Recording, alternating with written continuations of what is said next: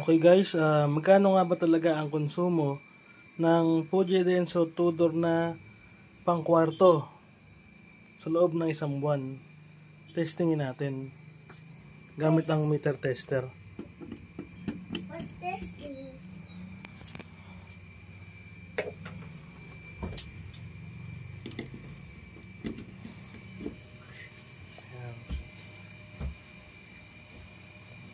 So, mapalo siya ng 78 to 80 watts.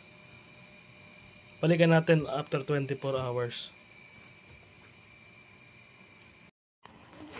Yun guys, so after 24 hours, ang naging konsumo ng Fuji Denso natin ay 7 pesos and 60 centavos. So, multiply lang natin yan sa 30 days para makompute natin yung konsumo niya sa loob ng isang buwan dito sa area namin. So, nakadepende pa rin sa area nyo kung magkano per kilowatt ng kuryente.